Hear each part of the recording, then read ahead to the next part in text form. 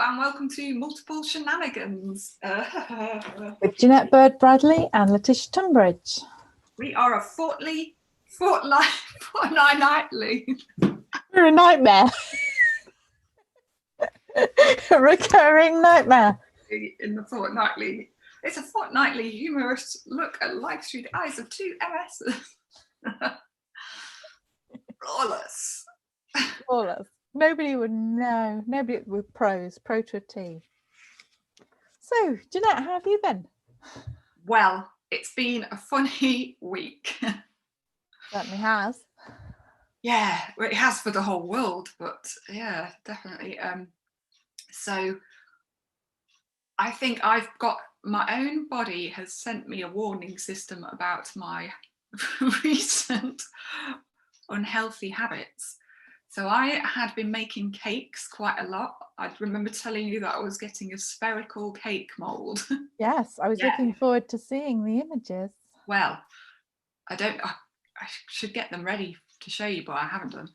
But I made two very large spherical cakes for Halloween. One in the shape of a ghost and one in the shape of a pumpkin, which was actually pumpkin cake inside. Wow. But then I proceeded to eat all of the cake with Alex, my husband. We've just had cake pretty much every day for 2 weeks. Breakfast, lunch and dinner? Yeah. Turns out that's not a thing you can do, because I woke up Monday with my face really big and some kind of weird abscess. See, now I've got plaster here. Oh. So yeah. So that's a pumpkin injury. Cake injury. Yeah, I think it was basically my body just saying, what are you doing? And then I've stopped eating so much. I'm still having a little bit of sugar, but not having cake basically every day. And I've had really bad headaches. Oh, so I think that's a complete nightmare when your body says too much cake. Yeah. Yeah. But I feel like a bit of an idiot because clearly that's not a thing you can do. But I've kind of taken on this happens in lockdown stays in lockdown attitude towards things like that. Okay. And it's no way to live, is it? It's just no way to live. My body says no. Body says no. Oh, that's a shame. That is a shame. But you can freeze cake. Yeah, I know. But you can also eat cake. Well, if I'd made cake, which is highly unlikely, and if I had, and if it was edible, then I probably would have done the same thing. Except perhaps not this week, because I've had an opposite problem this week, because I've had a little bit of a pain in my body from thinking about eating seems to give me a bit of a pain in the neck, or pain in the face, which is a bit weird, because I think about eating quite a lot, so it's not good, really. I bought lots of chocolate to see if that would help, but it didn't. I think there's a common thread here about stuff that's bad for you is bad for you. Who'd have thought? Stuff that's bad for you is bad for you. They ought to coin that as a logo, you know. Yeah, stuff that's bad for you is bad for you. But do you do any kind of like dietary things to try and no of MS, like to try and make things easier or better, or apart from eat as much fruit and veg as possible?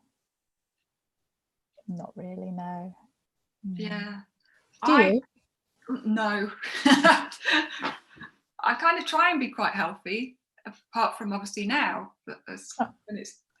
But at one point I did try, I can't remember what the diet, there's a diet where you could have like gluten and dairy and pulses, because I'd read that was going to like make everything fine, and I did it for quite a while. I'm quite good at sticking to things if they're like I like a rule sometimes.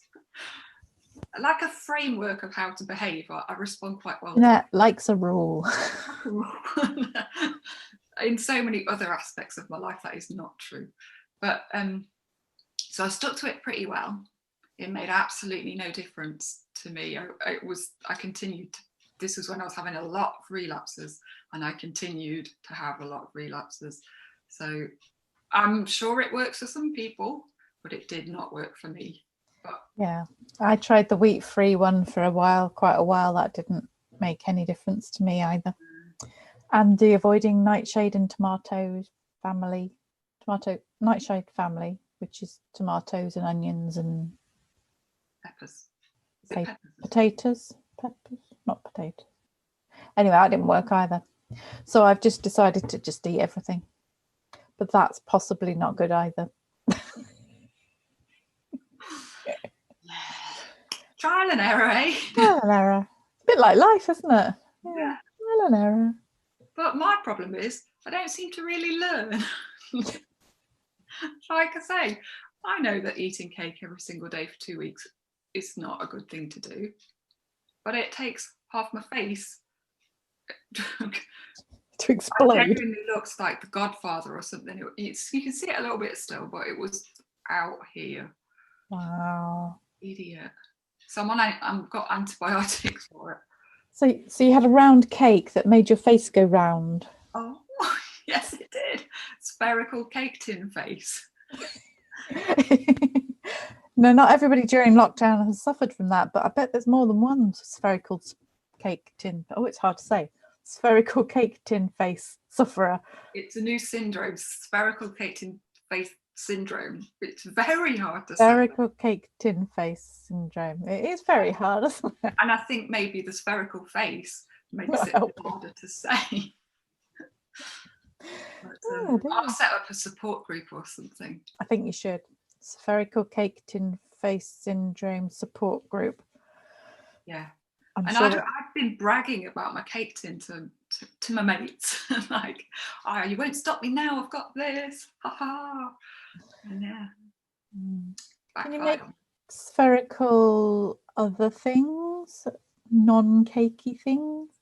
I guess you could do bread, maybe. You could make football bread. That's quite, I want to do that. I definitely want to do that. Yeah, bread that looks like a football. Yeah, I think that's a good idea. Yeah. Cool. Yeah.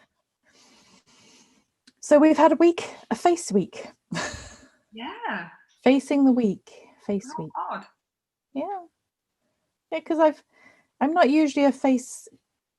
Faces aren't usually an issue for me, if you see what I mean. You then. Yeah. Yeah, it's a trigeminal neuralgia symptom that I haven't had for months, and then I've had it a lot just lately. And so explain what that is. So for those of you that are not aware, trigeminal neuralgia is a pain that runs down the nerves in your face. I can't explain it very well. It's what you call very, very, very painful. And yeah, it's horrible. It's like an electric shocks running up and down the nerves from here to here. On me currently, anyway. But yeah, so it's not a lot of fun. And some people say if you keep warm, it's not so bad. But when I get hot, I get all wrong anyway. And some people have said not chewing, but you gotta eat. You gotta eat. Sorry, otherwise, you'd have lack of spherical cake tin face. Yes. And yeah, it's just hard. So painkillers don't seem to make a lot of difference. Oh no. But hey. No, I've not had that before. I don't put that on your list. It's not a good one. No. I'll try avoid that. Yeah. I think I'll cross this one out when I can. I don't like this one. No, it's not a fun one. No, because there are some fun ones, aren't there? Yeah. In fact, I think I might have had a bit more euphoria. Hey, to counterbalance your spherical cake tin face syndrome, you've had a little bit of euphoria. Do you want to explain about euphoria? Yeah, but I'm a bit ashamed. It's quite shameful because you end up laughing at stuff that's not actually very funny. It's kind of intense bursts of like elation at, for me, I would just laugh at things that aren't funny. And so I'm really ashamed of what I was laughing at, because it's so it's not the kind of humour that I'm proud of. Basically, I watched a YouTube clip, and it was somebody bending down doing something, and I said, oh, I'm a bit disappointed, because I'd hoped that was going to be one of the ones where somebody's trousers split. And then I found that really funny and laughed for ages. And Alex said, well, nobody's trousers did split. And I was like, yeah, but I'm just thinking about it. It's really funny. And then I did go on an internet search looking for compilations of trouser split clips, and just laughed and laughed. But then the next day, when the euphoria had kind of settled a little bit, wasn't that funny to me? Yeah. So you've got to really cherish those moments. You have. And they are good ones. The euphoria moments are good ones. I've definitely ticked that box. Yeah. It's lovely, isn't it? It's like a bit annoying to other people, though. I've found they're like, shut up, what's wrong with you? I'm like, somebody split their trousers. They crouched down and then they split their trousers. Do you think maybe comedy clubs should employ people with MS to come and sit in the audience? Yeah. But only when they've got a little bit of euphoria coming. Because can you imagine that? A crowd full of MSers with euphoria at a comedy club. It'd be hilarious. You could just put the stage there. They wouldn't need the comedians. How would you do it? It'd be like, when I've only ever seen this in films. This is probably not even a thing in real life. In films where they're trying for a baby, and somebody's wife, girlfriend will go send a message to their partner. It's time. Come on, and they have to race back to do the deed. So it would be like, it's your euphoria time. Quick, sign me up to a comedy club. And and that happens. I'm an optimum audience point. Yeah. I would have been like the best person to have in the audience the other night. If there was some trouser ripping going on, I would have been. And if not, you might have been ripping somebody's trousers just to make it. Yeah. Maybe that's my new act. Just go on stage. I found that it was, I feel so ashamed, because this is like the most childish thing ever. But weightlifters, when it happens when somebody's doing weightlifting, because the pressure, I am ashamed. I am deeply ashamed about that. I should definitely be searching for some more highbrow humour in my life, but nah. It wasn't a fart joke. No, it wasn't. No. So it's a little bit up the ladder. And I like to, that just reminded me of Bobby Ball died, didn't he? Oh, yeah. That's my tribute to him. And that's wrong, isn't it? The laughter bit. The laughter bit. Yeah. And the spherical bit. Yeah. You can make Bobby Ball, not cake. Effigies. Now that does kind of sound like something that would look good, because you could use like licorice laces as his hair. Yeah, curly. It's curly. You would need a structure below to make braces. Yeah. Maybe you could have that. You got two, one on top of each other, one with the head and one with a round body with the braces on it, like a double decker. Although his head and his body would be the same size. But yeah, but I think you're allowed to be a little bit abstract sometimes with these spherical cakes. Yeah. However, balance is a problem with that. Yeah. Maybe he'd have to have it not quite spherical on the bottom one. He'd have to cut it off just a little bit to be. But you'd have a wobbly head. It's quite difficult to keep, because obviously you just have to put two two together to make the sphere. Now I found if you put too much filling, they just slide off each other.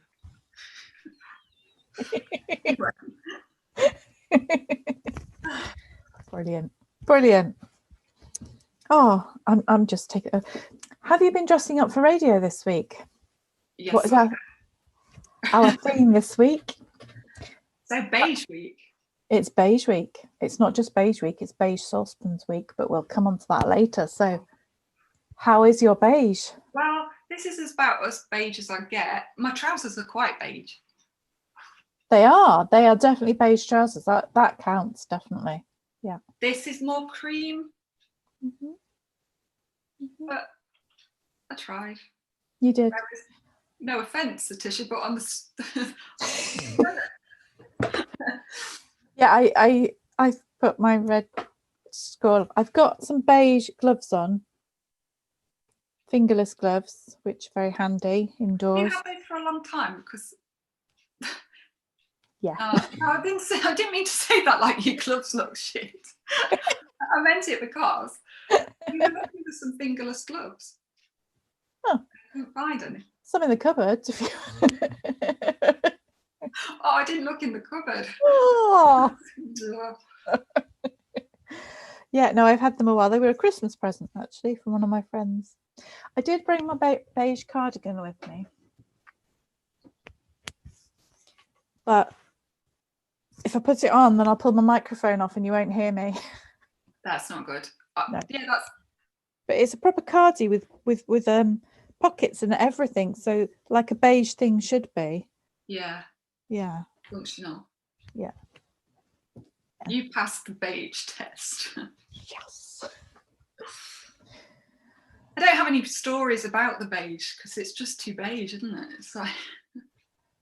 The most thing I can think of beige was I remember I was on holiday once with a friend and this couple walked past and they both had long beige shorts on and like a beige vest and a beige jumper, and they were one of them was carrying a beige jacket. And I just looked at them and looked at my friend and said, please don't let me ever buy beige trousers. Oh, you've got beige trousers. But yours are more creamy than beige. Yeah. But it was just seeing the beige with the beige with the beige and then a beige accessory. It's like all the life. Actually, I've just thought of another beige story. A friend of mine used to live next door to a man, and they noticed that every time he hung his washing out, it was beige. He had a beige sheet and a beige duvet cover and beige pillows. His shirts and his trousers were both beige. And so they took to calling him the Beige Man. and you know, when you go around them, you say, oh, how's the Beige Man? Oh, he's doing all right. Yeah. And then what was worse is that person turned out to be kind of a nice person. What, the Beige Man? Beige Man turned out to be a nice man, which is good, but became kind of part of the circle of friends. So then we had to remember not to call him Beige Man because you can't. You just can't. But it was really hard not to, because before we got to know him, he was the Beige Man.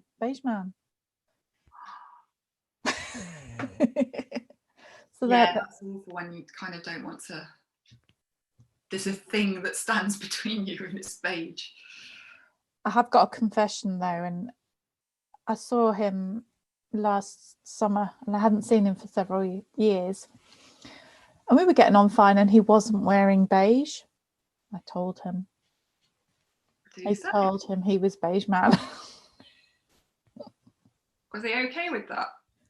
He was confused because he didn't think he had a lot of beige. That's amazing. I've got no knowledge of this. Beige?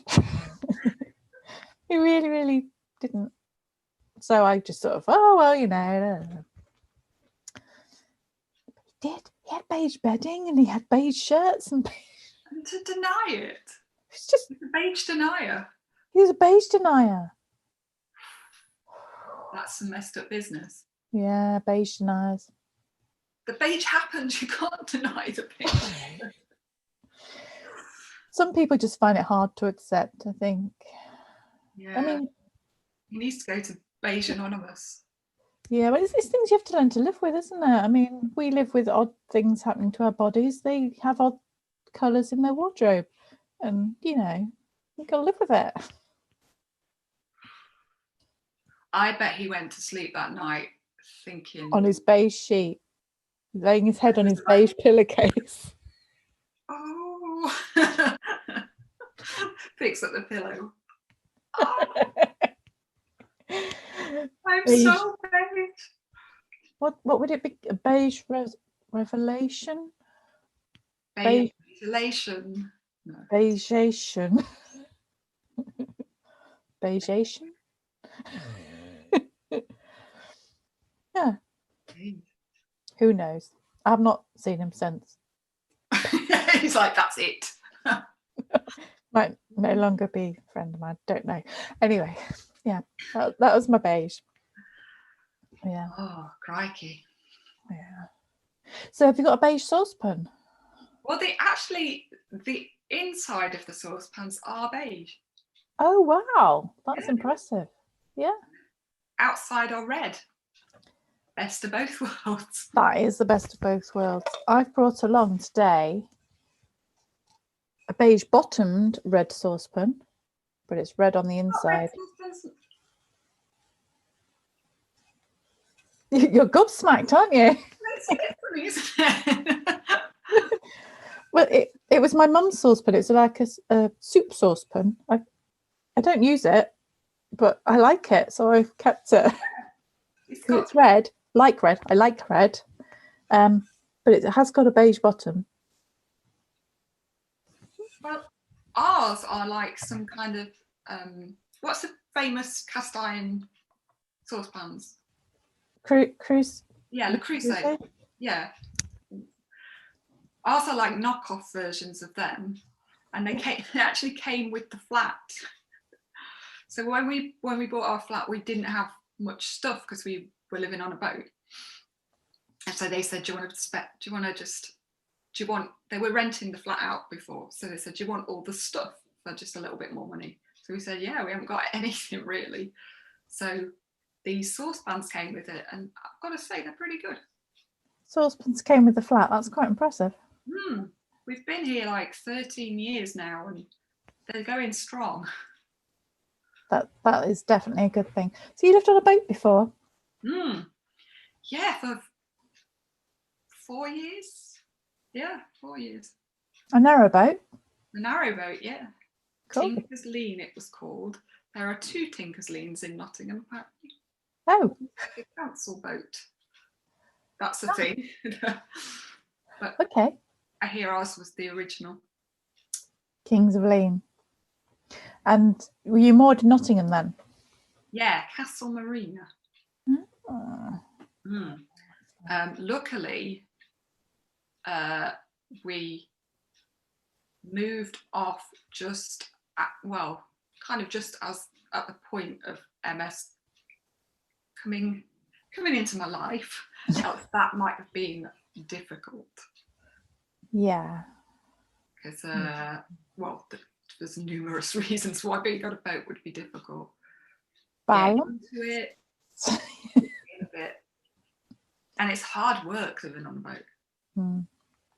And I would use fatigue as the excuse, but I'm also quite lazy. It's fatigue. It's all fatigue. Yeah. We're guilty of not really going very far in our boat. Yeah, we'd go to like the River Festival and down to other places that I can't remember. Places not very far away. Yeah, like Beeston? Is it Stenson? Could be. Derbyshire way. Went that far, but we didn't go that far. Such is life during a pandemic. You just don't know what's gonna happen. Yeah, I don't know what's going to happen. Okay. So saucepans. Where did we get? Did we get anywhere else with saucepans? Have we? I think I'm saucepaned out. Are you? If you have any more, do you have any saucepan anecdotes? Well, I do have a tendency to put things on the hob. Forget. That's a semi-danger of having memory problems. Yeah, absolutely. Yeah. In fact, that nearly happened with my spherical cake. I went to test if it was done at the time that it should have been done. Mm-hmm. It was really not done. So I thought I'll put it back for 5 minutes, put it back. About 15 to 20 minutes later, I remembered. But luckily, it was on the break. It was just okay. A little bit drier than it should have been, but I caught it just in time. I think it was so underdone before. But yeah, so oh no. The thing I use most in my kitchen is my timer. I know that's I've lost my mobile phone. That's the problem. I use the microwave timer for everything. Even when I'm cooking in the oven or on top of the saucepan things, I still put the timer on the microwave. That's a good idea. Yeah. And also finding my phone would be a good idea. It's somewhere in the flat. I know it is. Because you've not been out? It rang and then it died. Oh. Yeah. That'll be there. Anyway, I think we're coming to the end of our episode. We are. We've done saucepans. We've done beige. And we've done beige. So that's it for this week from Multiple Shenanigans. Thank you from Lytisha and thank you from Jeanette. See you soon. Bye.